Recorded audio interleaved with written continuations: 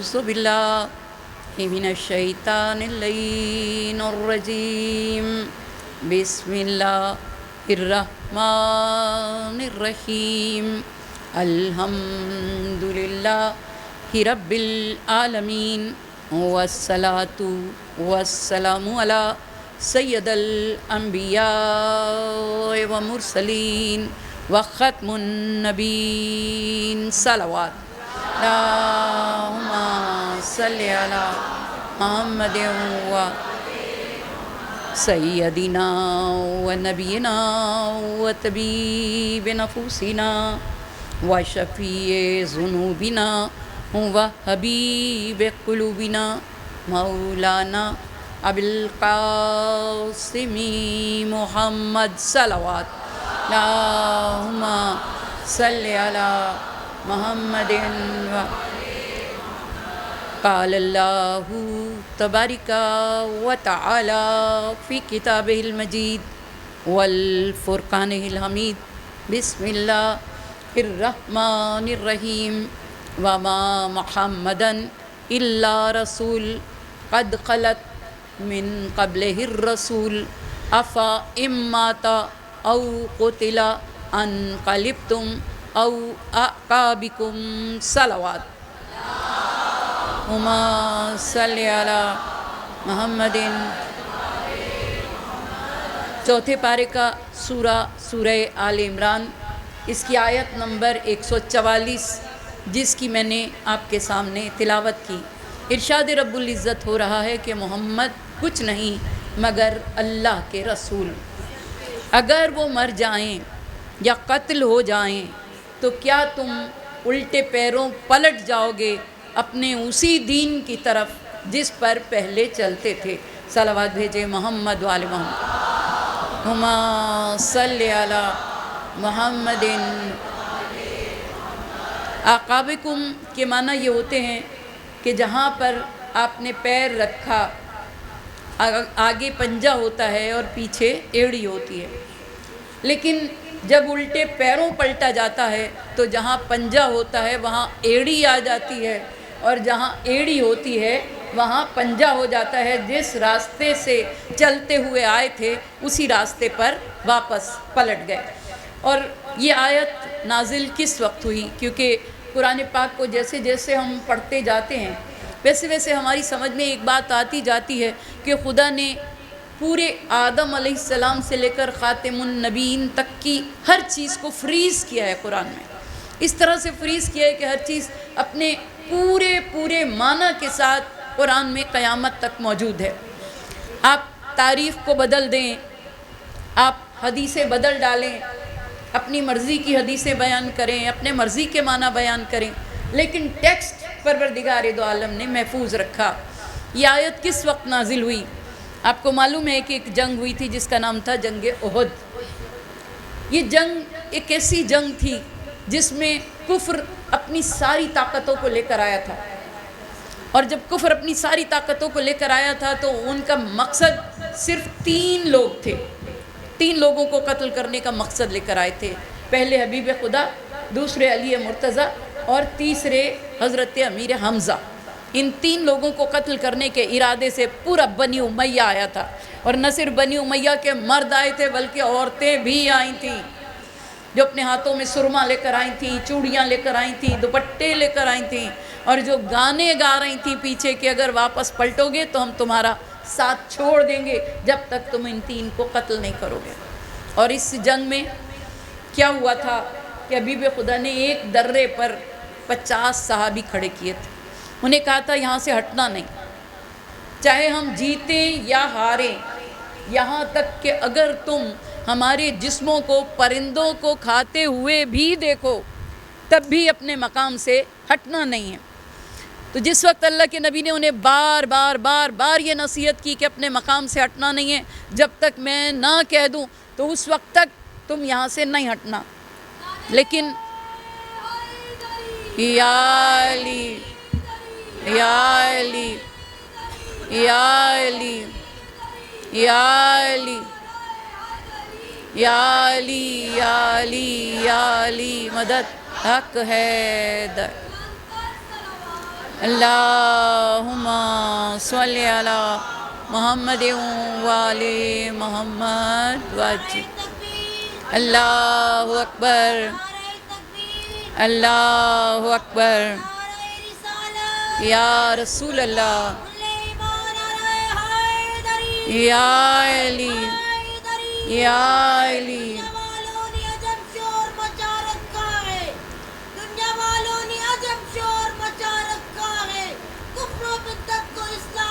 بنا رکھا ہے بے شک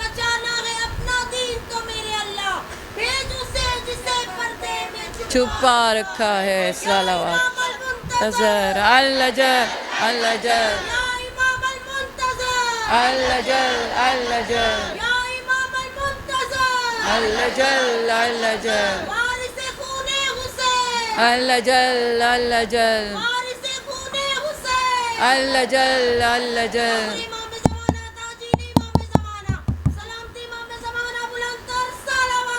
اللہم صلی علی محمد لیکن اس کے باوجود کہ اللہ کے نبی نے اتنی سختی کے ساتھ کہا تھا کہ یہاں سے ہٹنا نہیں مگر مسلمان ہٹے، اور وہ جنگ کہ جس جیسی فتح کبھی ہوئی ہی نہیں تھی کہ مولا کائنات نے 9 علمدار قتل کیے تھے پے در پے، اور دشمن کو بھاگنے کے سوا کوئی چارہ نہیں تھا مگر اس وقت اس درے کو خالی چھوڑنے سے اور دشمنوں کو خبر دینے والوں کی خبر دینے سے دشمن نے پھر سے حملہ کیا، اور نوبت یہ پہنچی کہ سب مسلمان بھاگتے نظر آئے۔ یہ وہ منزل ہے جہاں پر بھاگتے ہوئے لوگ ایک دوسرے سے کہہ رہے تھے کہ محمد صلی اللہ علیہ وآلہ وسلم قتل ہو گئے، اور چونکہ وہ لوگ یہ کہہ رہے تھے اس لیے بھاگنے والے مزید بھاگے، اور جب وہ لوگ واپس آئے تو اللہ کے نبی نے ان سے سوال کیا کہ بھاگے، تو انہوں نے کہا کہ چونکہ یہ آواز بلند ہوئی تھی کہ محمد صلی اللہ علیہ وآلہ وسلم قتل ہو گئے اس لیے ہم بھاگے تھے کہ اب کیا فائدہ یہاں پر رہنے کا کیونکہ آپ قتل ہو گئے۔ تو اس وقت اللہ کے حبیب نے سوال کیا کہ یا علی آپ کیوں نہیں بھاگے؟ تو کہا کہ یا رسول اللہ آپ کے بعد زندگی کا کیا مزہ، اگر آپ نہیں تو پھر مجھے زندہ رہ کے کیا کرنا ہے، اس لیے میں جنگ میں شامل رہا۔ تو یہ وہ جنگ ہے جس وقت یہ سب کچھ ہوا، مسلمان بھاگے، تب پروردگار دو عالم نے سورہ آل عمران کی یہ آیت 144 نمبر نازل فرمائی، اور ارشاد رب العزت ہوا کہ وما محمد الا رسول، میرا محمد تم جیسا انسان نہیں ہے مگر وہ رسول ہے، ایسا ہی رسول جیسے ان سے پہلے رسول آتے رہے، اور اگر وہ مر جائیں یا قتل ہو جائیں تو کیا تم واپس پلٹ جاؤ گے الٹے پیروں، کہ جہاں پر تمہارے پنجے تھے وہاں ایڑی آ جائے گی اور جہاں ایڑی تھی وہاں پنجہ آ جائے گا، یعنی اب اسی دین کی طرف پلٹ جاؤ گے جس دین کو چھوڑ کر تم نے دین اسلام کو قبول کیا تھا۔ حسین بادشاہ، حسین بادشاہ، حسین بادشاہ، اللہم صلی علی محمد اب آج کی مجلس میں ہماری بہت بڑی ذمہ داری ہے، اس لیے کہ 2 ہستیوں کا ذکر ہے، ایک محمد صلی اللہ علیہ وآلہ وسلم، دوسرے سبط اکبر ابو محمد، کنیت ان کو حبیب خدا نے عطا کی ابو محمد، اپنی بیٹی کو کنیت دی ام ابیہا اور اپنے نواسے کو کنیت دی ابو محمد۔ تو آج 2 کا ذکر ہے، ایک محمد اور ایک ابو محمد، اور اس لیے چاہوں گی کہ آپ لوگ تھوڑا سکون سے سنیں کیونکہ حبیب خدا کے آخری ایام اللہم صلی علی محمد کہ آخری ایام میں کیا ہوا، کیونکہ خدا قرآن پاک میں پہلے ہی بتا چکا ہے، یہ 4 سپارے میں سورہ آل عمران میں بتا چکا ہے کہ اگر وہ مر جائیں یا قتل ہو جائیں تو تم الٹے پیروں پلٹ جاؤ گے۔ تب یہ مر جائیں اور قتل ہو جانے کا مرحلہ تو بعد میں ہے، ان کی حیات میں ہی کس طرح سے مسلمان بدلے تھے اور کس طرح سے تبدیلی آئی تھی کہ انہوں نے حبیب خدا کی حیات میں بھی حبیب خدا کی بات ماننے سے انکار کر دیا تھا۔ آپ کو معلوم ہے کہ ایک جمعرات، یہ جمعرات جو ہے یہ 24 صفر کو آ رہی، اس سال 24 صفر کو جمعرات آئی تھی، اور اس سے پہلے بدھ، حبیب خدا آخری بدھ کو آپ کی زندگی کا آخری بدھ تھا کیونکہ پیر کو آپ دنیا سے رخصت ہوئے، تو آخری بت تھا حبیب خدا کا، اور حکم رب العزت آیا کہ اے میرے حبیب یہ جنت البقیع کے مردوں کے لیے دعا کریں۔ تو حبیب خدا جنت البقیع میں تشریف لائے مولا کائنات کے ساتھ، اور آپ نے جنت البقیع میں داخل ہو کر سب سے پہلے کہا السلام علیکہ یا اہل القبور، اے قبروں میں رہنے والو تم پر ہمارا سلام ہو، تم ہم سے پہلے جانے والے تھے، ہم تمہارے بعد آنے والے ہیں۔ اور اس کے بعد آپ نے ان کے لیے دعا کی، تمام جنت البقیع کے مرحومین کے لیے، اور دعا کرنے کے بعد پھر حبیب خدا گھر تشریف لائے۔ اگلا دن جمعرات کا ہے، بدھ کو آپ مسجد میں تشریف لے گئے اور آپ نے کہا کہ میں اب دنیا سے جانے کے لیے تیار ہوں، کہ ہر سال جبریل امین ایک بار آتے تھے، قرآن پاک کو ریپیٹ کرواتے تھے، لیکن اس سال 2 بار آئیں۔ اس کا مطلب یہ ہے کہ اب مجھے دنیا سے جانا ہے۔ اور آپ نے بدھ کے دن یہ تمام مسجد میں آنے کے بعد ان مسلمانوں کو مخاطب کیا جو جوک در جوک آئے تھے حبیب خدا سے ملاقات کرنے کے لیے۔ سارے مسلمان صلی اللہ 10 منٹ میں رانی کو پڑھواتی ہوں ابھی، بیکاز ہم مائک صحیح کر رہے ہیں، ٹھیک ہے؟ صحیح۔ 10 منٹ اس کو نوحہ پڑھنے دیں، تھوڑا پڑھنے دیں۔ صحیح۔ اللہم صلی علی محمد والے تو لگ رہا ہے، اور اللہ اکبر اللہ اکبر یا رسول اللہ یا رسول اللہ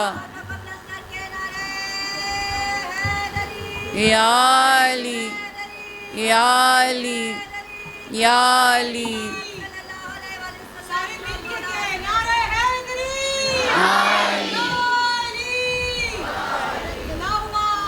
صلی علی محمد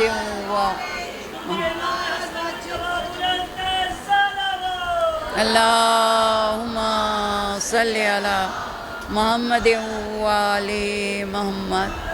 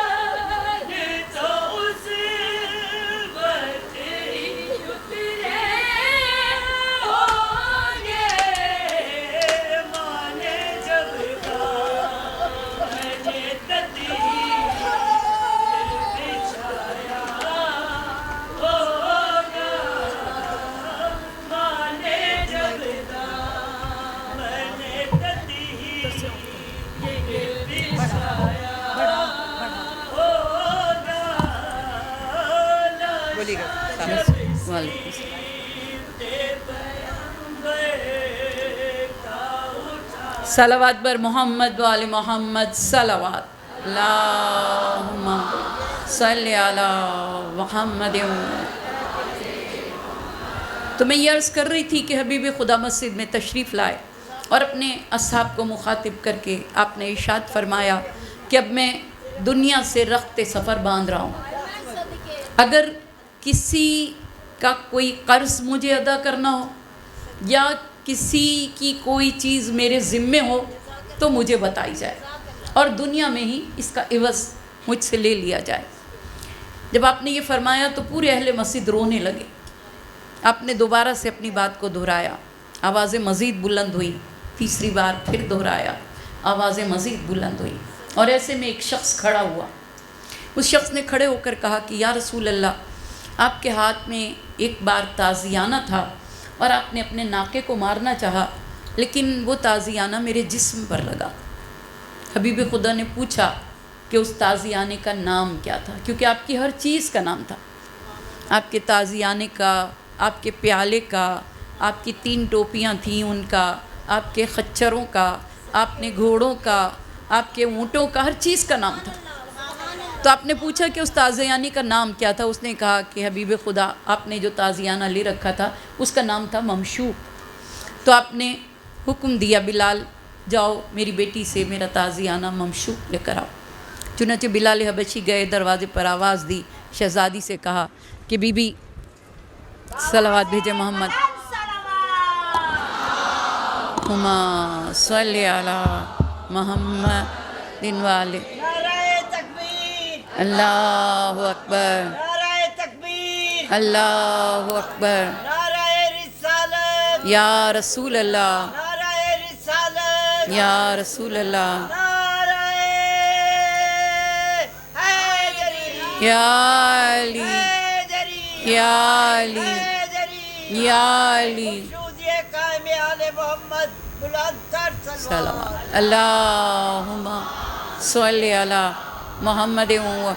میں جتنی جلدی میں ہوں آج اتنا ہی، کیونکہ میرا مقصد یہ کہ میں حبیب خدا کے بارے میں بھی بیان کروں اور پھر امام حسن مجتبی، کیونکہ حبیب خدا کا ذکر بہت کم ہوتا ہے، ہمارے پاس ایک ہی وقت ہوتا ہے اور اس میں ہم امام حسن علیہ السلام کا ہی ذکر کرتے۔ بہرحال جب آپ نے تازیانہ منگایا اور شہزادی کے پاس بلال حبشی آئے کہ حبیب خدا نے تازیانہ ممشوق منگایا ہے، تو بی بی رونے لگی اور کہا کہ میرے بابا بیمار ہیں، تازیانے کی ضرورت کیوں پیش آئی؟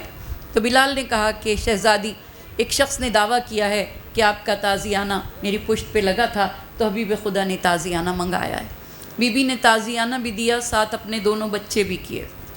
ایک بچے کی عمر 7 برس ہے، ایک کی 6 برس، حوالے کر کے کہا کہ بلال ان 2 بچوں کو لے جاؤ، اگر کوئی مارنا چاہتا ہے تو میرے بچوں کے جسم پر مارے، میرے بابا کے جسم مقدس پر نہ مارے۔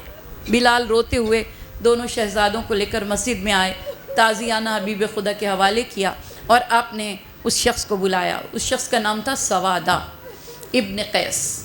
آپ نے اسے بلایا اور بلا کے تازیانہ اس کے ہاتھ میں دیا اور کہا کہ دیکھو، رعایت نہ کرنا، تمہارے جہاں تازیانہ لگا، جس طرح لگا اسی طرح لگانا۔ اس نے کہا کہ اللہ کے حبیب، جس وقت تازیانہ میری پشت پہ لگا اس وقت میری پشت برہنہ تھی، آپ نے اپنی پشت مبارک سے اپنے کرتے کو ہٹا دیا اور آپ نے کہا کہ اسی طرح لگانا جیسے تمہارے لگا تھا۔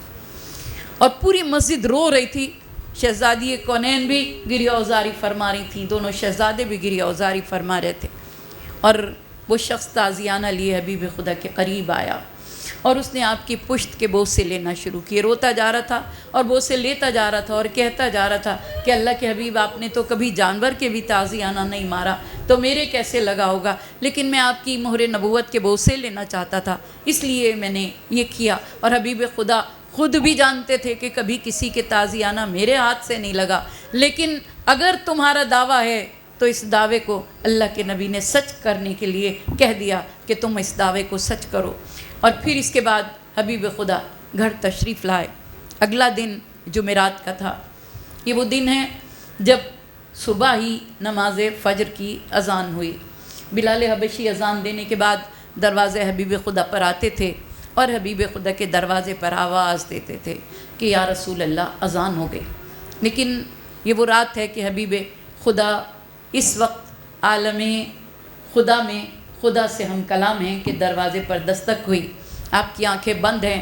ایک بیوی نے کہا کہ میرے بابا کو بلاؤ کہ وہ نماز پڑھائے، دوسری نے کہا میرے بابا کو بلاؤ کہ وہ نماز پڑھائے، یہاں تک کہ ایک شخص نے جا کر نماز کی امامت کرنے کے لیے مسجد میں محراب عبادت میں قدم رکھا اور نماز شروع کی۔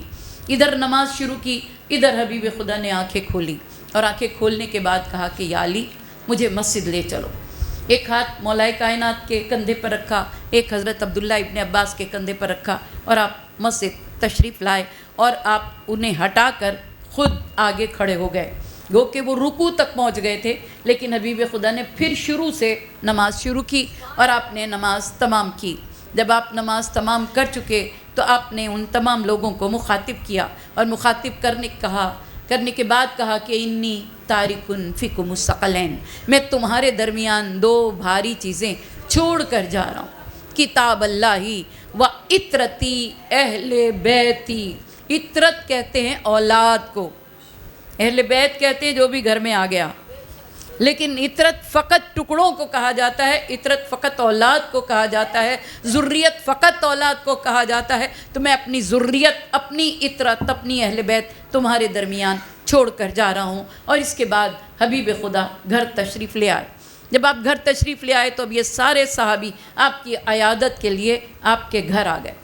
جب یہ صحابی آپ کے گھر پر آئے, کچھ اندر کچھ دروازے کے باہر کھڑے ہوئے تھے اور ایسے میں رو رہے تھے. بہت سارے صحابی سب ایک جیسے نہیں تھے, سب ایک جیسے نہیں تھے.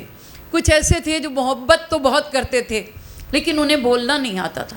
کچھ ایسے تھے جن کے دلوں میں بغض تھا, جن کے دلوں میں کینے تھے, جن کے دلوں میں حسد تھا, جنہوں نے پہلے سے پلان کر رکھا تھا کہ نہ تو نبی کو کچھ بولنے دیں گے, نہ نبی کی کسی بات کو سچ ہونے دیں گے. اور اس کے بعد آپ نے ان سب کو مخاطب کیا کہ لاؤ قلم اور دوات تاکہ میں تمہیں تحریر لکھ دوں. اب انہوں نے کیا جواب دیا؟ ان سب نے جواب دیا. جو ایک ٹولہ آگے کھڑا تھا انہوں نے کہا کہ ہمیں ضرورت نہیں ہے. نعوذ باللہ, آپ کو ہذیان ہو گیا ہے. نعوذ باللہ, نعوذ باللہ. اہل بیت پہ لعنت, بے شمار, مولا کے قاتلوں پہ لعنت, بے شمار, کو دکھ دینے والوں پہ لعنت. بے شمار. محمد و آل محمد, بلند کر سلوات. اللہم صلی علی محمد. اور پھر انہوں نے کہا حسبنا کتاب اللہ. جب وہ لوگ یہ کہہ رہے تھے, آگے کھڑے ہونے والے, پیچھے والے کہہ رہے تھے کیوں نہیں دیتے قلم دوات تاکہ اللہ کے نبی تحریر کر دیں, کیوں نہیں دیتے, تو انہوں نے مزید شور مچایا. جب شور مچنے لگا تو اللہ کے حبیب نے فرمایا قوموا انی, یعنی نکل جاؤ, دفع ہو جاؤ. اب جنہیں نکالا گیا ان کو بٹھا لیا گیا, اور جو کہہ رہے تھے کہ لاؤ قلم دوات تاکہ اللہ کے حبیب تحریر کر دیں, انہیں نہیں سنا گیا. یہاں تک کہ آپ کو معلوم ہے کہ وصیت کیا ہے, کہ پروردگار دو عالم نے سب سے پہلے خود وصیت کی تھی حضرت آدم علیہ السلام کو کہ آدم یہ نبوت تمہیں دی ہے, اپنا خلیفہ تمہیں بنایا ہے, اپنا جانشین تمہیں بنایا ہے, اب تم میرے جانشین ہو, لیکن اب یہ جانشینی کا سلسلہ وصیت سے چلے گا. تم اپنے بعد لازم سمجھو کہ وصیت کر کے بتاؤ کہ میرا وصی کون ہے, میرا وزیر کون ہے, میرا جانشین کون ہے. اور جب حضرت آدم علیہ السلام کا دنیا سے جانے کا وقت آیا اور حضرت آدم علیہ السلام نے اپنے بیٹوں کو جمع کیا اور انہیں وصیت کی, اس وقت تمام فرشتوں نے اپنی عبادتوں کو روک دیا, کائنات کی ہر شے رک گئی, اور سب اس وصیت کو سننے لگے جو حضرت آدم علیہ السلام نے اپنے بیٹے حضرت شیس علیہ السلام کو کی. اور جب حضرت شیس علیہ السلام کا دنیا سے رخصت کا وقت آیا, انہوں نے اپنے بیٹے کو وصیت کی. نسل در نسل سلسلہ وصیت کا چل رہا ہے, اور وصیت وہ کرتا ہے جو خدا کا نمائندہ ہوتا ہے. تو کیا ان کے کہنے سے وصیت رک گئی؟ کیا ان کے کہنے سے وصیت نہیں لکھی گئی؟ ایسا نہیں ہوا, بلکہ اسی شام, یہ جمعرات ہی کی شام ہے, جب اللہ کے حبیب نے پہلا کام یہ کیا کہ بلال فلاں فلاں فلاں کو گھروں سے نکالو, مہاجرین کو گھروں سے نکالو, اور اسامہ سے کہا کہ لشکر ترتیب دو, اور لشکر کو لے کر مقام جرف پہ چلے جاؤ. اور ان لوگوں کو جنہیں گھر سے نکالا تھا انہیں کہا کہ لشکر اسامہ میں شامل ہو. اور اس کے بعد 5 صحابی ایسے تھے جن اللہ کے حبیب نے اپنے پاس بلایا.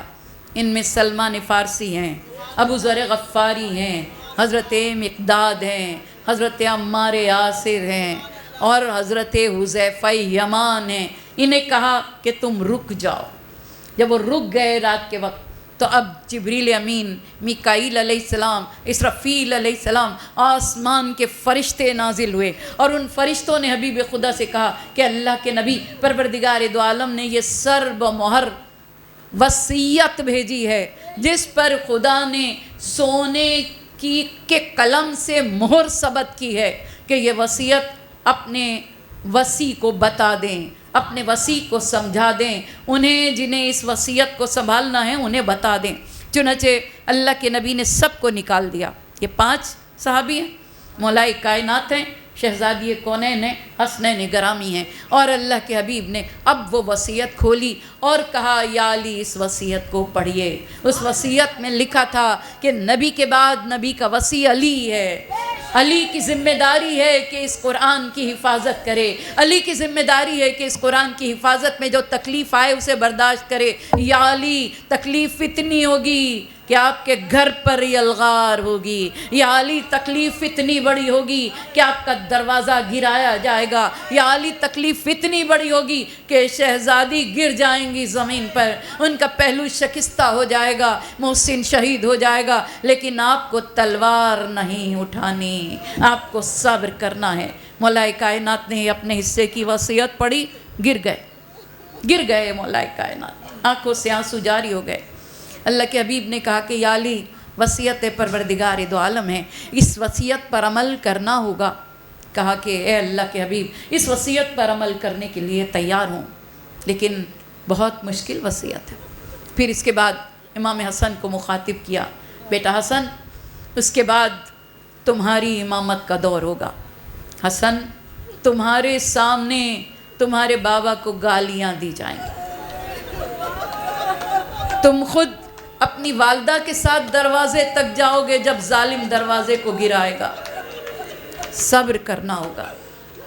حسن تمہارا دور اتنا مشکل ہوگا کہ چن چن کے تمہارے بابا کے چاہنے والے قتل کیے جا رہے ہوں گے، بار بار زہر دیا جا رہا ہوگا، لیکن بیٹا حسن اسے برداشت کرنا ہوگا۔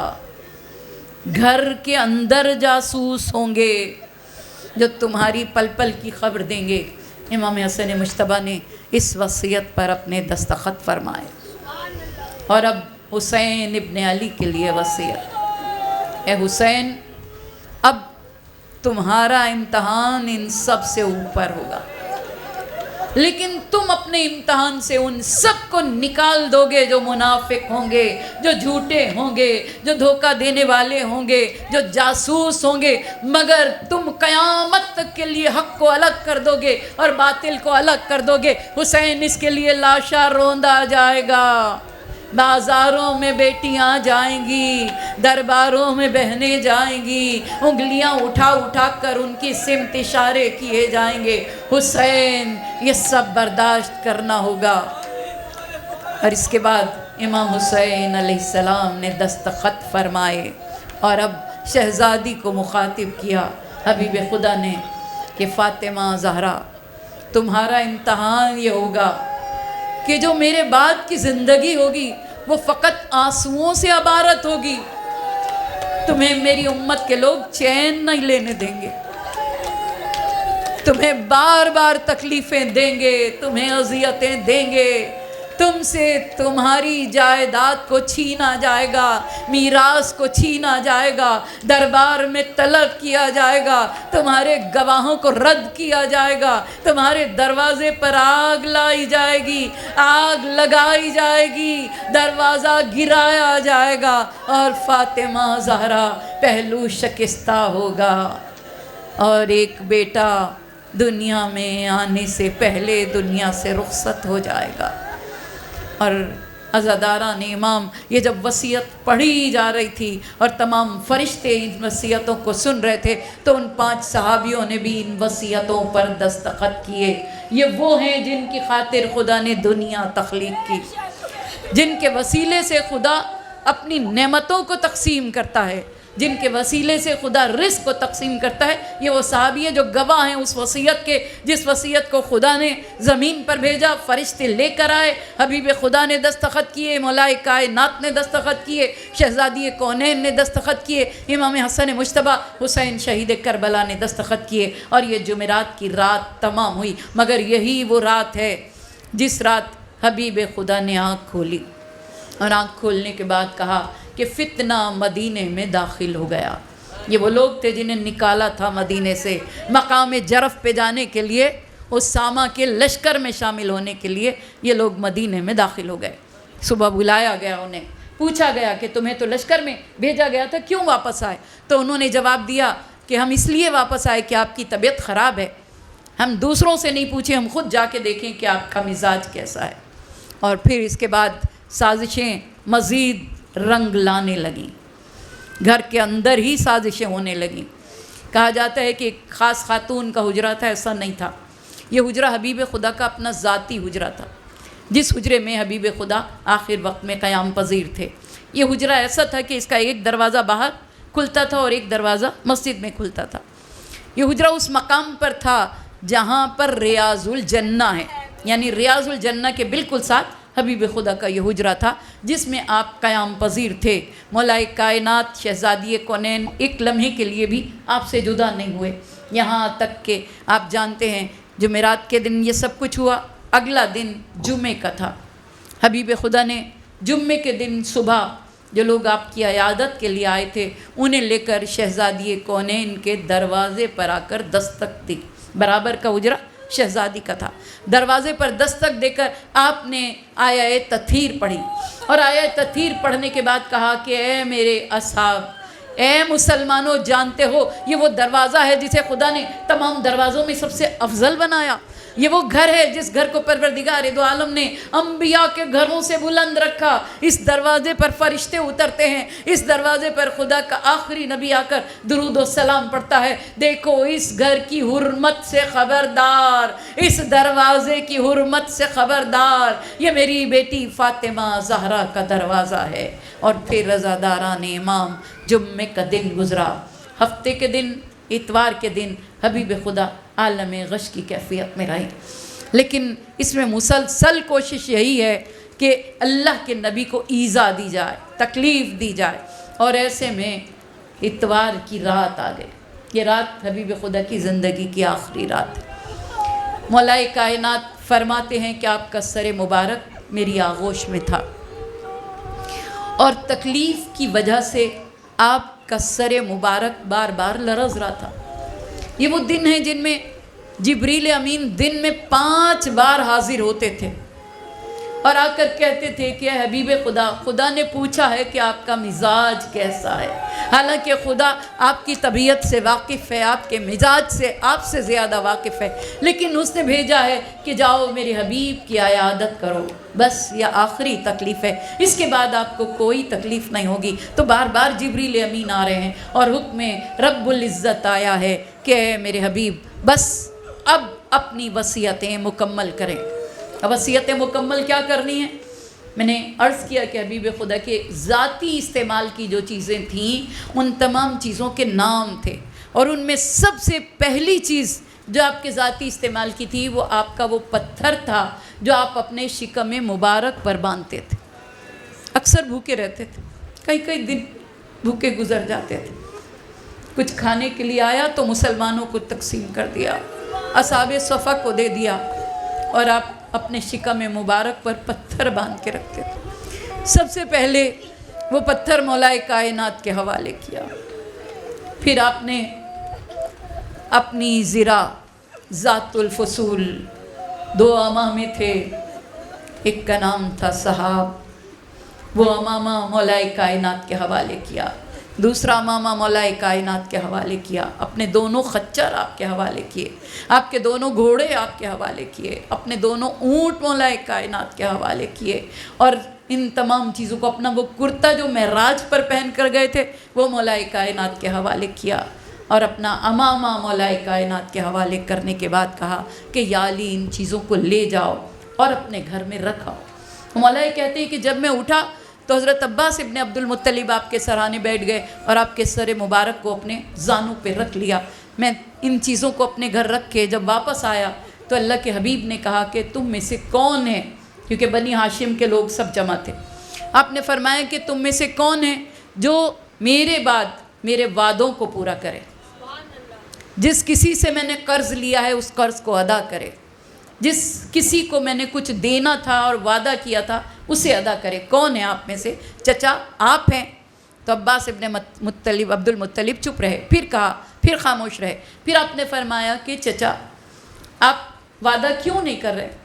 کہا کہ اللہ کے نبی آپ تو ابر کرم ہیں، کس کس سے کیا کیا وعدے کر رکھے ہیں، میں تو ان وعدوں کو پورا نہیں کر سکتا، اپنے آپ کو اتنا دولت مند نہیں پاتا۔ آپ نے مولائے کائنات کو مخاطب کیا اور مولائے کائنات کہتے ہیں کہ جیسے ہی میں آیا اللہ کے نبی نے کہا کہ چچا آپ ہٹ جائیے اور علی تم میرے سر کو اپنے زانوں پہ رکھ لو۔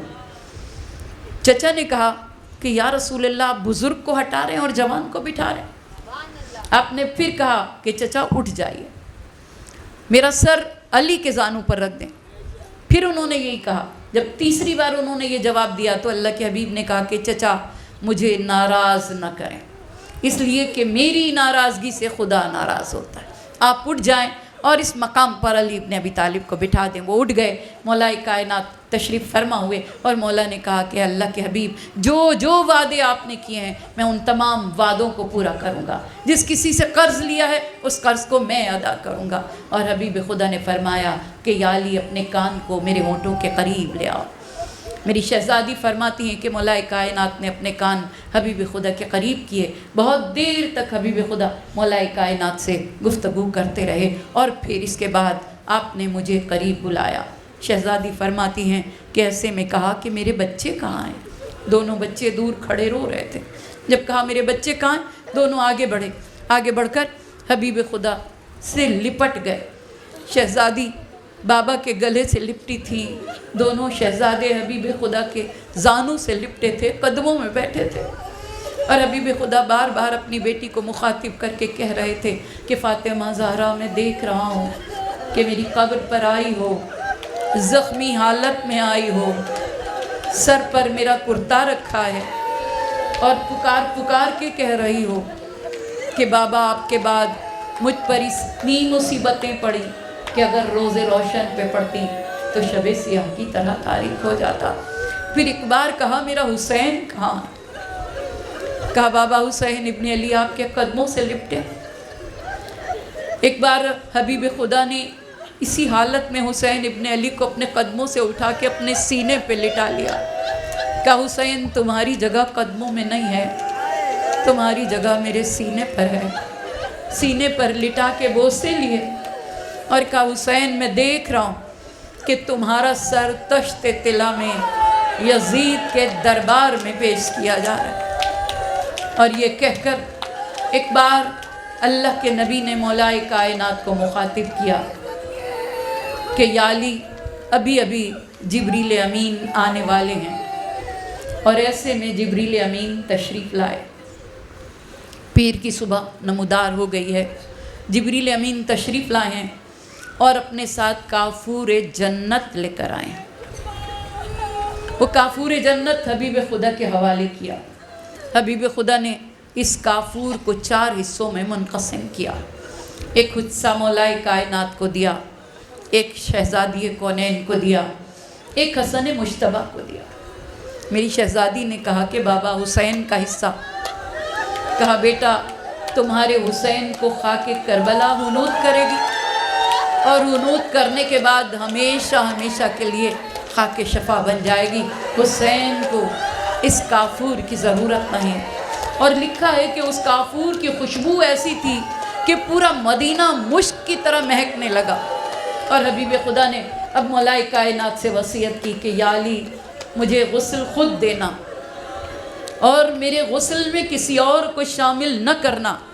اگر کسی کی نظر میرے جسم پر پڑی تو وہ اندھا ہو جائے گا۔ یا علی اس وقت تک مجھ سے جدا نہ ہونا جب تک کہ مجھے قبر کی منزل تک نہ پہنچا دو۔ اور جب مولائے کائنات کو یہ وصیت کی تو کہا یا علی اپنے دونوں ہاتھوں کو میرے سر کے نیچے رکھ لیں۔ زانوں پر سر حبیب خدا تھا اور زانوں پر مولائے کائنات کے دونوں ہاتھ تھے جن پر حبیب خدا کا سر اقدس تھا۔ اور ایسے میں آپ نے فرمایا کہ یا علی جب میرے جسم سے روح نکل جائے تو اپنے ان ہاتھوں کو اپنے چہرے پر پھرا لینا۔ مولائے کائنات نے یہی کیا کہ جو ہی جسم مقدس سے روح جدا ہوئی تو ان ہاتھوں کو اپنے چہرے پر پھرا لیا۔ یہی وہ وقت تھا کہ جب روح لینے کے لیے وہ فرشتہ آیا جو اس پر معمور ہے۔ اس فرشتے کو ملک الموت کہتے ہیں۔ اس فرشتے کے لیے کوئی دروازہ نہیں، کوئی کھڑکی نہیں، کوئی انسان کوئی حیثیت نہیں رکھتا، آتا ہے بغیر اجازت کے روح نکالتا ہے اور چلا جاتا ہے، لیکن یہاں پر دربان کی حیثیت سے آیا ہے، غلام کی حیثیت سے آیا ہے، دستک دی ہے۔ شہزادی نے پوچھا کون ہے؟ آنے والی نے کہا عرابی ہوں، بابا سے ملنے کے لیے آیا ہوں۔ کہا میرے بابا آرام کر رہے ہیں۔ پھر تھوڑی دیر کے بعد دستک ہوئی، پھر شہزادی نے کہا میرے بابا آرام کر رہے ہیں۔ تیسری بار دستک دینے والے کی آواز بڑی ہیبت ناک تھی۔ حبیب خدا نے آنکھیں کھولی، بیٹا کون ہے؟ کہا بابا ایک عرابی ہے۔ شہزادی سے بہتر کون جانتا تھا، لیکن ہم دنیا والوں کو بتانا تھا کہ ہم دنیا والے سمجھیں کہ اس گھر کا مقام و مرتبہ کیا ہے۔ کہا بابا ایک عرابی ہے۔ کہا بیٹا آواز بہت دردناک ہے، اس لیے کہ یہ وہ ہے جو ماؤں سے ان کے بیٹے جدا کر دیتا ہے، جو بیٹوں سے اولاد کو جدا کر دیتا ہے، لیکن کسی سے اجازت نہیں مانگتا۔ یہ تمہارا دروازہ ہے کہ اجازت طلب ہے، اس کی مجال نہیں ہے کہ جسم سے روح کو نکال سکے، بس حکم رب العزت سے حاضری دینے کے لیے آیا ہے۔ بیٹی اسے اجازت دو۔ شہزادی نے اجازت دی، ملک الموت داخل ہوا اور پروردگار دو عالم نے خود اپنے حبیب کی روح کو قبض کیا۔ حبیب خدا کی روح دنیا سے چلی اور مولا کائنات نے اعلان کیا کہ اللہ کا نبی دنیا سے رخصت ہوا۔ لیکن کسی کو نہیں معلوم کہ نبی دفن کہاں ہوتے ہیں، کس طرح سے ہوتے ہیں، نبی کی نماز جنازہ کیوں کر ہوتی ہے۔ مولا کائنات نے فرمایا نبی جس جگہ دنیا سے رخصت ہوتے ہیں اسی جگہ دفن ہوتے ہیں۔ چنانچہ آپ نے اسی مقام پر قبر کھودنے کا حکم دیا اور خود میرے مولا نے غسل دیا۔ آپ فرماتے ہیں کہ میری مدد فرشتے کر رہے تھے۔ جب میں آپ کے جسم مقدس پر پانی ڈالنا چاہتا تھا تو خود بخود جسم حرکت کرتا تھا، اور مجھے حکم ہوا کہ جسم سے لباس کو جدا نہیں کرنا۔ اسی لباس کے ساتھ ہی غسل دیا حبیب خدا کو۔ غسل دینے کے بعد کافور لگایا گیا، حنوط کرنے کے بعد کفن پہنایا گیا، اور وہ کرتا جو میں نے آپ کے جسم سے جدا کیا، اس کرتے کے لیے بیٹی بیٹھی تھی دروازے پر، یا علی میرے بابا کا کرتا مجھے دے دو۔ عزاداران امام، یہ وہ بیٹی ہے جس نے پھر اس کرتے کو اپنے جسم سے جدا نہیں کیا ہے۔ وہ کرتا اپنے سینے اور اپنے لباس کے ساتھ ہی رکھا میری شہزادی نے، اور فرماتی تھی، اسے سونگتی جاتی تھی اور فرماتی جاتی تھی کہ بابا آپ کے بعد فاطمہ زہرا صرف آپ کی خوشبو سونگ کر ہی زندہ ہے۔ اسی مقام پر غسل دیا گیا، کفن پہنا دیا گیا۔ 3 دن تک جنازہ اسی مقام پر رکھا رہا، اسی حجرے میں جس کے 2 دروازے تھے، ایک مسجد میرے ریاض الجنہ میں کھلتا تھا، دوسرا باہر کھلتا تھا۔ تمام مدینے کے مسلمانوں اور ارد گرد کے مسلمانوں کو خبر ہو گئی تھی، اور لوگ جو درجو نماز جنازہ کے لیے آ رہے تھے، لیکن یہ نہیں معلوم تھا کہ نبی کی نماز جنازہ ہوتی کیسے ہے اور کون پڑھتا ہے اور کس طرح پڑھائی جاتی ہے، اس لیے کہ نبی تو کل کائنات کے امام ہیں، ان کی نماز کی امامت کوئی اور کر ہی نہیں سکتا۔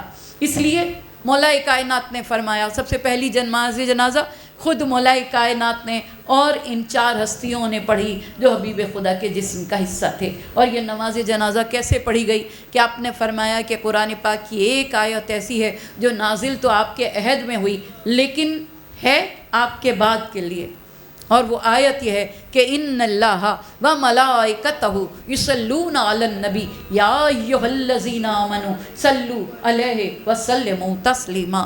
آپ نے سب سے پہلے نماز جنازہ یہ آیت پڑھ کے پڑھی، اور اس کے بعد جو مسلمان آتے رہے انہیں کہا کہ 10 کی ٹولیوں میں آؤ، حبیب خدا کے گرد کھڑے ہو، یہ آیت پڑھو اور نکل جاؤ۔ ان کی نماز کی کوئی امامت کر نہیں سکتا کیونکہ وہ خود کائنات کے امام ہیں، اس لیے مجال نہیں ہے۔ تو حبیب خدا کو وہیں پر مولا کائنات نے دفن کیا جہاں آپ کو غسل دیا گیا، جہاں آپ کا جنازہ تیار ہوا۔ لیکن کتنے خوش نصیب تھے کہ بیٹی بھی موجود ہے سرانے، نواسے بھی موجود ہیں۔ وسیع نے خود جنازہ اٹھایا ہے، وسیع نے خود قبر بنائی ہے، وسیع نے خود قبر میں پوشیدہ خاک کیا ہے۔ لیکن وہ نواسہ جسے نام ہی آپ نے حسن مشتبہ دیا، اور جس نواسے کو جو کنیت عطا کی وہ ابو محمد عطا کی. یہ وہ نواسا ہے جس کی زندگی مظلومیت کی اس انتہا پر تھی کہ جہاں ظالم ممبروں پر بیٹھ کر ان کے بابا کو سب کرتے تھے. جس وقت یزید نے یہ ارادہ کیا، معاویہ نے یہ ارادہ کیا کہ اپنے بیٹے یزید کو خلیفہ بناؤ، اور اس خلافت کے لیے وہ مدینے آیا. مدینے میں آ کر اس نے بڑے بڑے اصحاب پیغمبر کو بلایا، مہاجرین کو بلایا، انصار کو بلایا، اور بلانے کے بعد ان کو حسب مراتب تحفے دیے. یعنی انہیں درہم و دینار کی تھیلیاں دی گئیں، اور ان سب سے کہا گیا کہ میں اپنے بیٹے کو اپنا وصی بنانا چاہتا ہوں، آپ لوگ سب اس کی بیعت کریں. ان سب کو جب انعام دیے گئے تو امام حسن علیہ السلام کو بھی بلایا گیا تھا. جب امام حسن علیہ السلام تشریف لائے، آپ نماز مغرب و عشاء کے بعد تشریف لائے. صبح سے دربار لگا تھا، پیسے بٹ رہے تھے، سونا چاندی تقسیم ہو رہا تھا، لوگ حسب حیثیت لے لے کے جا رہے تھے. لیکن جب امام پہنچے ہیں تو اس نے امام کو دیکھ کر کہا کہ آپ نے آنے میں دیر اس لیے کی کہ سب کچھ تقسیم ہو جائے اور آپ کے لیے کچھ نہ بٹے، لیکن جتنا میں نے مدینے والوں کو دیا اس سے دگنا آپ کے لیے رکھا ہے. یہ کہہ کر اپنے غلاموں کو حکم دیا کہ یہ سونے چاندی کے ڈھیر امام کے سامنے رکھو، تاکہ امام یہ دیکھ سکیں کہ ہند کا بیٹا کتنا بڑا غنی ہے اور کس طرح سے عطا کرتا ہے. امام نے کہا کہ تمہیں یہ حق نہیں ہے کہ اپنے مقام پر کسی اور کو بٹھاؤ، اور یہ کہہ کر امام کھڑے ہوئے جانے کے لیے. جب آپ کھڑے ہوئے تو اس کے جتنے صحابی تھے 1000 لوگوں کو یہ شام سے لے کر آیا تھا اپنے ساتھ، جو اس کے ارد گرد بیٹھا تھا پورا لشکر. ان میں ایک شخص ایسا تھا، سب کے دل ایک جیسے نہیں ہوتے. ان میں ایک شخص ایسا تھا کہ امام کے آتے ہی اس کی نظریں امام پر ٹک گئی تھیں. وہ مسلسل امام کو دیکھ رہا تھا. جیسے امام کھڑے ہوئے وہ آگے بڑھا، اور اس نے آگے بڑھ کر امام کی جوتی اٹھائی اور امام کے سامنے رکھی. جیسے اس نے امام کی جوتی درست کر کے امام کے سامنے رکھی، امام نے کہا یہ ڈھیر تمہارا ہے، لو اس ڈھیر کو لے جاؤ. اور کہا کہ تم کہتے ہو میں ہند کا بیٹا ہوں، میں فاطمہ زہرا کا بیٹا ہوں، جو کائنات میں رزق تقسیم کرنے والی ہیں، جو جنت و جہنم تقسیم کرنے والی ہیں. صلوات بھیجے محمد یا علی یا علی. امام حسن مشتبہ علیہ السلام پسرے جناب سید عالم جناب فاطمہ زہرا سلام اللہ علیہ بلند تر صلوات. اللہم صلی علی محمد اور جب اس نے شام میں یہ شروع کیا سلسلہ کہ بیعت لی جا رہی ہے بیٹے کی، اور امام نے مدینے سے رخت سفر باندھا. امام نے مدینے سے رخت سفر باندھا، اکیلے گئے اپنے ساتھ ایک غلام کو لے کر. آپ شام پہنچے، اس کے دربار میں پہنچے امام. اور اس کے دربار میں جب پہنچے تو اس نے اپنے تمام ساتھیوں کو، چیلوں چپاٹوں کو پہلے ہی بتا رکھا تھا کہ امام آنے والے ہیں، چل پڑے ہیں مدینے سے. یہاں پر بھی جاسوس تھے اس کے، یہاں پر بھی بڑے بڑے نمائندے تھے مدینے میں اس کے. انہوں نے خبر دے دی کہ امام شام آ رہے ہیں. تب اس نے اپنے سارے ساتھیوں کو تیار کیا کہ امام جیسے ہی آئیں تو امام کے بارے میں ایسی ایسی باتیں کہنا، اور امام کو ایسی ایسی باتیں سنانا کہ جن کو ہمارے غلام گانے بنا لیں اور ڈھول پر بجاتے پھریں اور لوگوں کو سناتے پھریں. اور امام کو نعوذ باللہ اس طرح سے ایسی باتیں کہنا کہ آپ کو شدید تکلیف پہنچے، شدید اذیت پہنچے. یہاں تک کہ امام دربار میں پہنچ گئے. جب امام دربار میں پہنچ گئے، امامت کسی سے ڈرتی نہیں ہے. اس کی 2 وجوہات ہوتی ہیں. اس دنیا میں کیا ڈرنا جس دنیا میں انہیں خدا نے سب سے اونچے خاندان میں رکھا.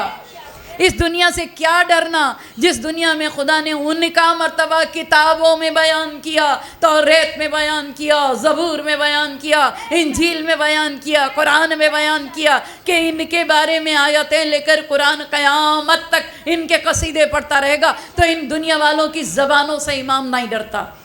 اور زیادہ سے زیادہ کوئی کیا کرے گا؟ قتل کر دے گا. شہادت اس گھرانے کی میراث ہے، میراث ہے شہادت اس گھرانے کی. اور اگر شہید ہوں گے تو یہاں سے بلند مرتبہ ان انسانوں سے نکلیں گے. وہاں جنت کی حوریں ہوں گی، وہاں جنت کے فرشتے ہوں گے، جنت کی بلندی منازل ہوں گے، اور جنت کے سردار ہوں گے. انہیں اس دنیا سے کیا غرض؟ تو امامت کبھی ڈرتی نہیں ہے، خوف زدہ نہیں ہوتی کسی کی زبان سے. امام جیسے ہی تشریف لائے تو ایک کے بعد ایک کھڑا ہوا. ایسے ایسے تھے جن کی غلط نسلوں سے آئے تھے دنیا میں. گندی ماں باپ کی گندی اولادیں تھیں یہ ساری جو گرد بیٹھی تھی، دنیا کے کتے جو دنیا کا سالن جمع کر رہے تھے یہ سارے گرد کھڑے تھے. اور جیسے امام تشریف لائے ایک کھڑا ہوا، اس نے مولا کائنات کے بارے میں طرح طرح کی باتیں کی. نانے جویں کھاتے تھے، کھانے کے لیے کچھ ہوتا نہیں تھا، سوکھی روٹی، پھٹے پرانے کپڑے. گئے دنیا سے تو اس طرح سے گئے کہ کچھ پاس نہ تھا، اپنی اولاد کو کچھ بھی دے کر نہیں گئے. میرا باپ اتنا بڑا دولت مند، اس کے اتنے بڑے بڑے خزانے، اتنے بڑے بڑے محل، اتنے بڑے بڑے جانور اور اتنے بڑے بڑے باغات. دوسرا کھڑا ہوا، اس نے اپنی داستان. تیسرا کھڑا ہوا، ایک کے بعد ایک داستانیں بیان کرتا رہا. اور جب وہ لوگ سب چپ ہوئے تو امام نے مخاطب کیا امیر شام کو، اے امیر شام، کیوں نہ تجھ سے شروع کروں، کیوں نہ تجھ سے شروع کروں، اس لیے کہ تو ہی تو ہے جس نے ان سب کو یہ زبانیں دیں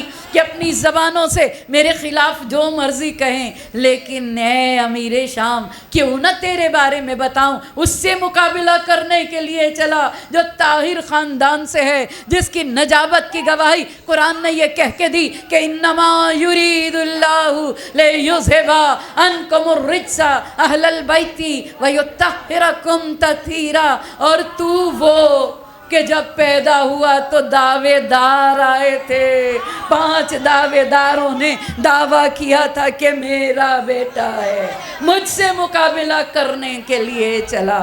اور پھر آپ نے ان سب لوگوں کو مخاطب کیا کہ میں تمہارے بارے میں کچھ نہیں کہتا، ہاں میں اپنے بارے میں بتاتا ہوں. بی بی حوا سے لے کر بی بی فاطمہ زہرا تک نسل کی ایک ایک ماں کے بارے میں بتاؤں کہ شان کیا تھی، مقام کیا تھا، مرتبہ کیا تھا.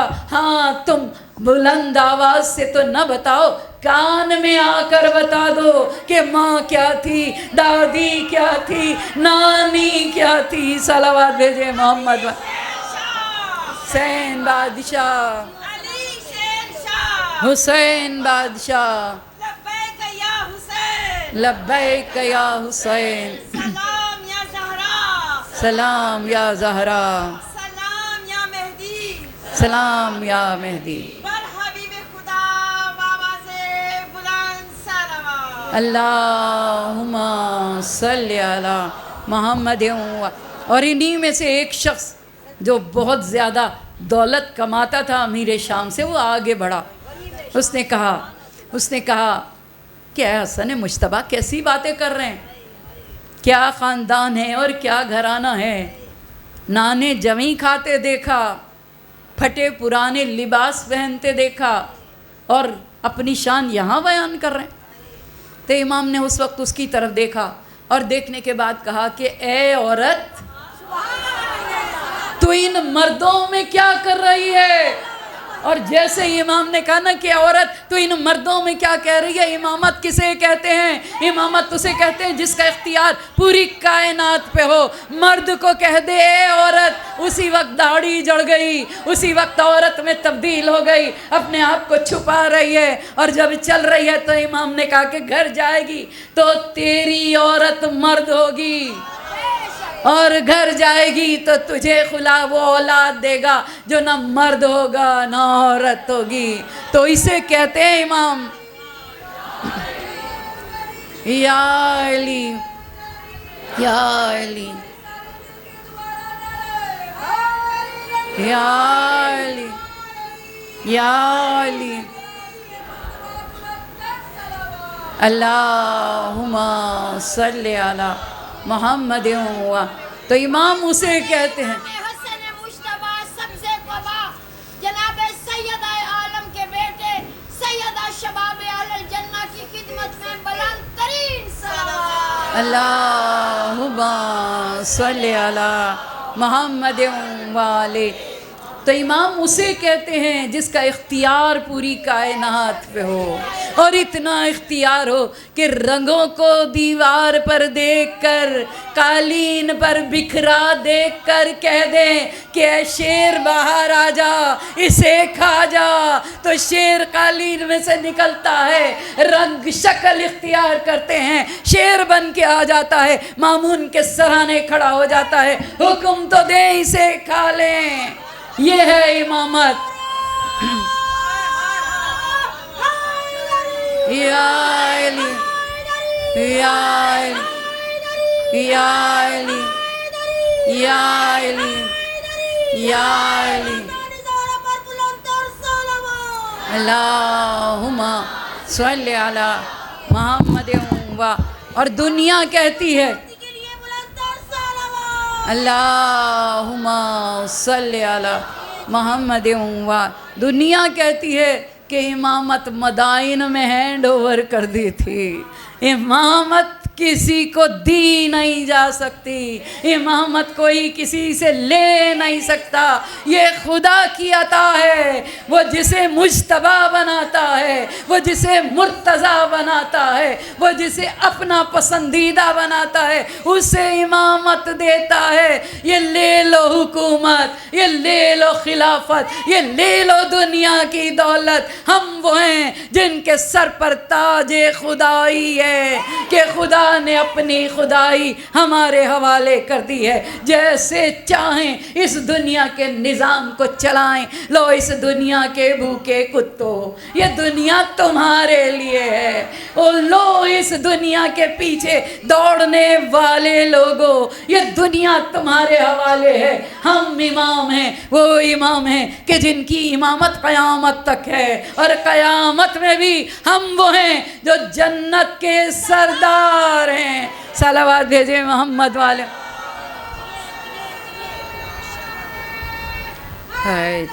या अली, या अली, या अली, या अली, या अली, या अली, या अली, या अली, या अली। अल्लाहुम्मा सल्ली अला मुहम्मद वाल। और फिर इसके बाद इमाम ने गुफ्तगू शुरू की। इमाम ने कहा, जानते हो मैं कौन हूँ? मैं उसका बेटा हूँ जिसे अर्श पे बुलाया गया। मैं उसका बेटा हूँ जो सैयदुल अंबिया है। मैं उसका बेटा हूँ जो सरदार अंबिया है। मैं उसका बेटा हूँ जिसकी खातिर इस कायनात का फर्श बिछाया गया। मैं उसका बेटा हूँ जिसकी खातिर आसमान को सितारों से सजाया गया। मैं उसका बेटा हूँ जिसे चश्मे ज़दन में बुलाया गया। मैं उसका बेटा हूँ जो ज़बान से कुछ कहता नहीं था मगर कुरान सुनाता था। मैं उसका बेटा हूँ जिसे खुदा ने हबीब का अपना हबीब कहा। मैं हिल का बेटा हूँ, मैं हरम का बेटा हूँ, मैं काबे का बेटा हूँ। मैं उस खुदा की ज़ात का मज़हर हूँ जिस खुदा ने इस कायनात को हमारी खातिर तश्कील दिया, हमारी खातिर बनाया। और फिर इसके बाद मेरे इमाम ने फरमाया कि तुम क्या समझते हो कि ये हुकूमत तुम्हारी है? मैं जो खामोश हुआ उसका सबब एक है सबब, इसलिए कि इस कायनात को खुदा के निज़ाम के तहत चलना है। आप कुरान पाक पढ़ते हैं, सूरह फतह क्या है?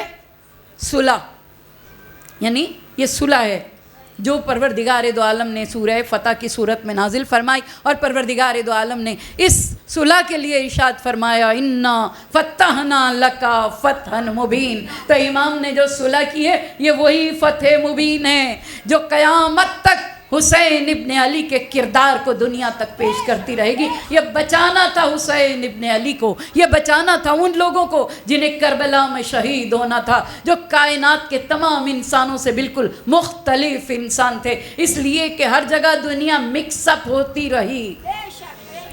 बारगाह में बैठने वाले कुछ मोमिन होते थे, कुछ मुनाफिक होते थे, लेकिन हुसैन इब्न अली ने हर मुनाफिक को निकाल दिया, हर कज फहम को निकाल दिया, हर इमामत के रुतबे को न समझने वाले को निकाल दिया। फ़कत वही रहे जो इमामत को समझ सके, फ़कत वही रहे जो इमामत को पहचान सके। जाओ जाओ जाओ। और जब चिराग बुझा के पहली बार कहा ना जाओ, तो मालूम है कितने लोग एक पल में गए थे? एक पल में 2000 लोग निकले थे। ये वो लोग थे जो आ गए थे समझ के शहजादा है, हुकूमत मिलेगी। मगर इमाम हसन मुज्तबा के दौर तक वो मुनाफिकत गिर्द थी, ऐसे इर्द गिर्द थी। ये इमाम हुसैन को बचाना था। इमाम हसन के गिर्द वो सारे मुनाफिक थे, ऐसे मुनाफिक थे कि घर में दीवार की बराबर वाली दीवार में मुनाफिक थी। इतनी बड़ी मुनाफिक थी कि जिसने امام حسن مجتبی کے جنازے تک کو نبی کے پہلو میں دفن ہونے نہیں دیا۔ کتنی بار امام کو زہر دیا گیا، ایک بار نہیں، بار بار زہر دیا گیا۔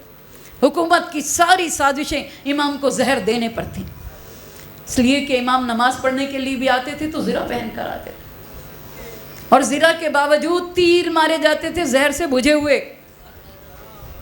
کربلا میں بھی جتنے تیر آئے، جتنی تلواریں آئیں، جتنے نیزے آئے، یہ سب 7 بار زہر میں بجھائے گئے تھے، اس لیے کہ انہیں معلوم تھا کہ تلوار شاید اثر نہ کرے تو زہر اثر کرے۔ تو اب یہ پوری تیاری کے ساتھ زہر امام کو دیا جا رہا ہے بار بار، یہاں تک کہ امام کے پیر پر ایک نابینا شخص قریب آ کے کھڑا ہوا مسئلہ پوچھنے کے لیے، اور ہاتھ میں عصا تھا، عصا کے نچلے حصے میں زہر تھا، اور وہ بنا ہوا نابینا تھا۔ امام کے پاؤں میں اس نے وہ زہر چبھویا، جس کے بعد کئی دن تک امام کے پاؤں متورم رہے۔ تو ایک بار نہیں، بار بار امام کو زہر دیا گیا، اور پھر گھر سے ہی ایک عورت کو خریدا گیا جس کو 1000 درہم دینے کا وعدہ کیا گیا، اور اسے زہر دیا گیا۔ یہ زہر جو تھا یہ الماس کو پیس کے بنایا گیا تھا۔ آپ کو معلوم ہے کہ ہیرے کی خاصیت کیا ہے؟ ہیرا دنیا کا سب سے سخت میٹل، اور اس ہیرے کی خصوصیت یہ کہ ہیرا ہی ہیرے کو کاٹتا ہے، ہیرے کو کوئی اور چیز کاٹ نہیں سکتی، ہیرے کو ہیرا ہی کاٹتا ہے۔ تو ہیرا پیس کے زہر تیار کیا گیا تھا، ایسا زہر تھا کہ اگر ایک قطرہ دریا میں ڈال دیا جائے تو ایک مچھلی بھی زندہ نہ بچے، وہ زہر دیا گیا۔ امام صبح سحری کے لیے اٹھے ہیں 28 کو، اور امام نے جیسے ہی پانی پیا، امام کی جو سرائی ہوتی تھی اس پر ایک کپڑا لپیٹا ہوا ہوتا تھا، اس زہر کو اس کپڑے کے اندر سے چھان کے پانی میں ملایا گیا۔ امام نے جیسے ہی پانی کا پہلا گھونٹ لیا، بس امام کے جسم مقدس پر ایسا اثر ہوا کہ کلیجے کے ٹکڑے کٹ کٹ کے آنے لگے۔ عزاداران امام حسن مجتبی کے 8 بیٹے کربلا میں جنگ میں شامل ہوئے، جن میں سے 5 کربلا میں شہید ہوئے، 3 زخمی تھے جو آئے، اور ان میں سے 2 سے امام حسن علیہ السلام کی نسل چلی۔ تو امام حسن مجتبی جب خون اگلنے لگے، اور بی بی ام فروہ سے کہا کہ لگن لا کے میرے سامنے رکھو۔ آپ کے سامنے لگن رکھا گیا۔ 3 سال کے حضرت قاسم کے بی بی ام فروہ کے فرزند ایک بار قاسم کو گود میں لے کر کہا کہ بیٹا جاؤ میری بہن کو خبر دو کہ تمہیں بھائی نے بلایا۔ عزاداران امام شہزادہ قاسم کو جب بھیجا تھا امام نے تو اس طرح سے بھیجا کہ بال پریشان کر کے بھیجا، گریبان کو چاک کر کے بھیجا۔ جب بیٹا پہنچا ہے پھوپھی نے دیکھا بھتیجے کو، ایک بار میری شہزادی پریشان ہو گئی، پوچھا قاسم کس حال میں آئے ہو؟ کہا پھوپھی اماں بابا نے بھیجا ہے کہ میں دنیا سے جا رہا ہوں، آ کر مجھ سے آخری ملاقات کر لو۔ عزاداران امام شہزادی بھتیجے کے ساتھ فوراً امام کے گھر تشریف لائیں۔ امام حسین علیہ السلام کے پاس شہزادہ قاسم کو بھیجا کہ جاؤ بیٹا میرے بھائی کو خبر دے دو۔ عزاداران امام حسین آئے، سامنے لگن کو دیکھا، جگر کے ٹکڑے دیکھے، منہ سے آتا ہوا خون دیکھا۔ بہن نے تڑپ کے کہا بھائی یہ کیا؟ کہا بہن بہت کوشش ہوئی لیکن آج میری دنیا سے رخصت کا وقت آ گیا۔ آج وہی تاریخ ہے جس تاریخ کو میرے نانا دنیا سے رخصت ہوئے تھے، اور آج 40 سال کے بعد میں اس دنیا سے رخصت ہو رہا ہوں۔ یہ کہہ کر ایک بار شہزادی زینب سے کہا کہ زینب میرے بعد حسین کا ساتھ دینا، زینب ایک لمحے کے لیے بھی حسین کو تنہا نہ چھوڑنا۔ اور پھر امام حسین علیہ السلام کی طرف دیکھ کر کہا کہ بھائی حسین میری تمنا تو یہ تھی کہ میں کربلا میں تمہارے ساتھ ہوتا، میں کربلا میں تمہاری جگہ خود تیر کھاتا، خود نیزے کھاتا، لیکن حسین میرا دنیا سے جانے کا وقت آ گیا۔ مگر میرے بیٹوں کو اپنے ساتھ رکھنا، میرے اس قاسم کو اپنے ساتھ رکھنا۔ یہ کہہ کر ایک کاغذ منگایا، تحریر کیا کہ حسین مصیبت کا وقت ہے، اب میرے قاسم کو اجازت دو۔ عزاداران امام، میری شہزادی بیان کرتی ہیں کہ جب شہزادے قاسم نے اجازت مانگی تھی اپنے چچا سے تو میرے بھائی نے گلے لگا لیا تھا شہزادے قاسم کو، اور لگا کر اتنی زور سے چیخ ماری تھی کہ میں نے ایک بار پوچھا، بھائی علی اکبر کو رخصت کیا اس طرح سے نہیں روئے، انو محمد کو رخصت کیا اس طرح سے نہیں روئے؟ کہا کہ میں قاسم کو رخصت کر رہا ہوں اسی طرح سے جیسے اپنے بھائی حسن مجتبی کو رخصت کیا تھا۔ عزاداران امام نے وصیتیں کی، تحریر کر کے قاسم کے بازو پر وہ تعویذ باندھا، کہا فروا جب مصیبت کا وقت ہو تو اس تعویذ کو کھول لینا۔ عزاداران امام، میرے امام کے 17 بھائی ہیں جو امام کے گرد موجود ہیں، عزاداران امام بہنیں ہیں جو امام کے گرد موجود ہیں۔ امام بار بار خون اگل رہے ہیں، جگر کے ٹکڑے بار بار کٹ کٹ کے آ رہے ہیں، حالت متغیر ہوتی جا رہی ہے۔ حسین کو کہتے ہیں، بھائی حسین جب میرا جنازہ تیار ہو جائے تو مجھے اپنے نانا سے بڑی محبت تھی، مجھے نانا کے پہلو میں دفن کرنا۔ لیکن پھر ایک بار حسین کے چہرے کی طرف دیکھ کر کہا، لیکن بھائی مجھے امید نہیں کہ مجھے دفن کی اجازت مل جائے، اگر لڑائی کا سما پیدا ہو تو حسین جنگ نہ کرنا، غربت سے میرا جنازہ لے جا کر میری دادی فاطمہ بنت اسد کے پہلو میں دفن کر دینا۔ عزاداران امام، یہ کہہ کر ایک بار امام حسن مجتبی نے پاؤں قبلے کو دراز کیے، آخری نظر اپنے بہن بھائیوں پہ ڈالی اور کہا، حسین میں خوش نصیب ہوں کہ میرے بھائی میرا جنازہ اٹھائیں گے، میں خوش نصیب ہوں کہ میری بہنیں میرے جنازے پہ روئیں گی، لیکن حسین تیرے جنازے پر رونے والا کوئی نہ ہوگا، تیرا جنازہ اٹھانے والا کوئی نہ ہوگا۔ یہ کہہ کے کہا، انا للہ و انا الیہ راجعون۔ ارے رخ قبلے کو کیا، امام نے بھائی کو غسل دیا، جنازہ تیار ہوا۔ ارے 17 بھائیوں نے بھائی کے جنازے کو اٹھایا، لے کر قبر رسول خدا کی طرف چلے۔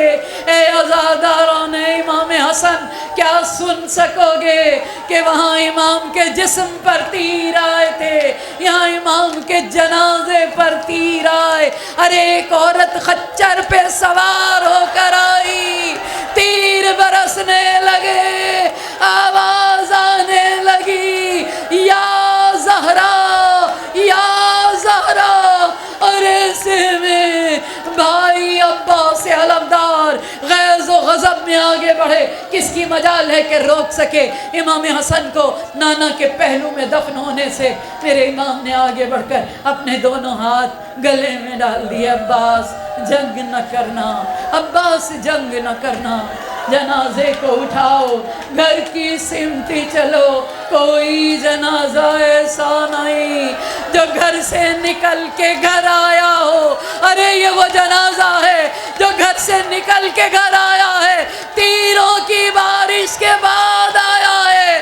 جب جنازہ گھر میں آیا، بہنوں نے تیر کھینچنے شروع کیے، ارے 72 تیر نکالے، اور ایک بار کہا، بھائی حسین ذرا کفن تو بدل دو کہ کفن خون آلود ہو گیا ہے۔ عزاداران امام، اب کفن بدلا گیا، جنازہ تیار ہوا، غربت سے جنازہ چلا جنت البقیع کی جانب۔ آگے آگے برہنہ سر حسین ابن علی ہیں، آگے آگے برہنہ سر آواز دیتے جاتے ہیں، اے لوگوں صفت نبی کا جنازہ ہے، اے لوگوں اس غریب کا جنازہ ہے جسے نانا کے پہلو میں دفن کی اجازت نہ ملی، ارے اس غریب کا جنازہ ہے جس پر مدینے میں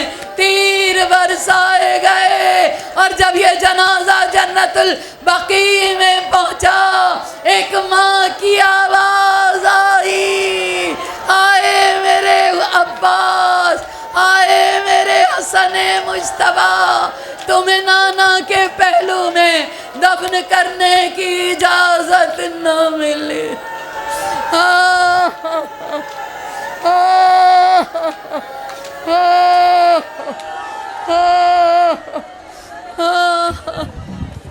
یا حسن, ہائے حسن, ہائے حسن, ہائے حسن, ہائے حسن, ہائے حسن, ہائے حسن, ہائے حسن, ہائے حسن, ہائے حسن, ہائے حسن, ہائے حسن, ہائے حسن.